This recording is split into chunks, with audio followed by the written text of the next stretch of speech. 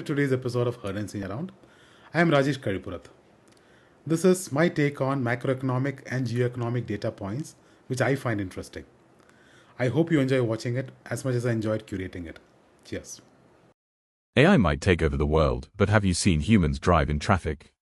Maybe it's an upgrade. History repeats itself because it knows we weren't paying attention the first time.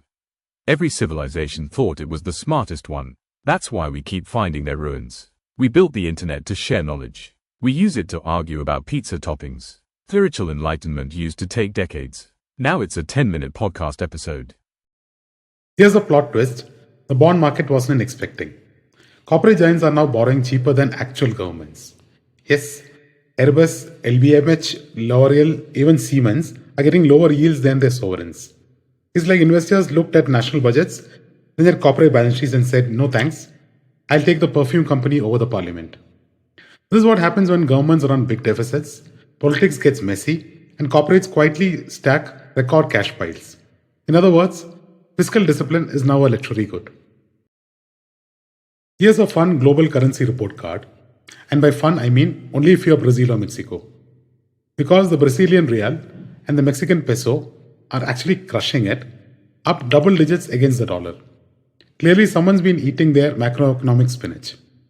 On the other hand, Japan, Korea, India and Indonesia, well, let's just say their currencies look like they've been on a strict downward diet. The yen in particular is down so much, it's practically writing apology letters to the Bank of Japan. Europe sits awkwardly in the middle, not winning, not losing, just quietly existing like that student who shows up but never raises their hand. Remember the time when hill stations and small towns were India's escape from pollution? Well, 2025 just cancelled that fantasy. Even the cleanest cities, Aizawl, Sopore, Kulu, saw their AQI shoot up like they suddenly discovered industrial ambition. Sopore jumped from 24 to 74 and Kulu from 28 to 95. Why?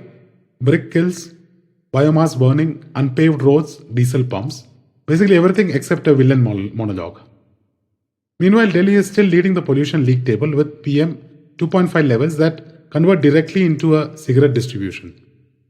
Experts say breathing Delhi air in 2025 equals 11 cigarettes a day. Here's a plot twist that the OECD, that is the Organization for Economic Cooperation and Development, did not see coming. India has quietly become the backbone of global healthcare. And when I say backbone, I mean the full skeletal system. In 2000, about 56,000 Indian doctors worked in OECD countries. By 2020, nearly 99,000. Germany and China are in the chart too, but let's be honest, they're basically background characters. And nurses, the Philippines still leads as always, but India's numbers exploded from 23,000 to 122,000. OECD hospitals are practically running on dal, rice and shift duty. US banks have quietly built a second headquarters in India, and the numbers are wild. JP Morgan has 60,000 employees here. That's more than some Indian IT giants had in their early years. Citibank, 33,000.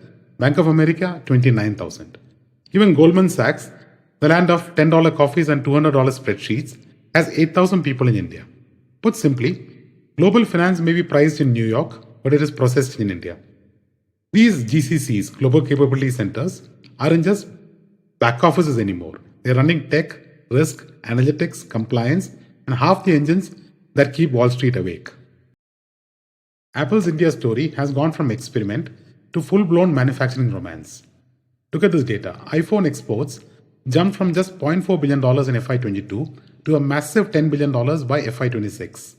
In just 4 years, Apple went from, let's try assembling a few phones, to pack your bags China, I'm moving in. And here's the kicker. iPhones now make up 75% of India's total smartphone exports. Apple has quietly become India's biggest blue-collar job creator. 2 lakh direct jobs and 72% of them women. 5 mega factories and 45 new suppliers. And the biggest goods exporter to the US at $10.5 billion. Here's a fun little map from McKinsey showing where AI agents are actually scaling. Unsurprisingly, tech, media and healthcare are leading the AI adoption parade. If AI were a rock concert, these industries are the front row fans screaming lyrics they don't fully understand. Look at IT and software engineering. 22% and 24% adoption. Basically, AI is now writing code that writes more AI. We have entered the recursion era. Marketing, service ops, and product development are also deep in this game. Because who wouldn't want a bot that never sleeps, never complains, and never asks for a raise? Here's a chart that perfectly sums up 2025.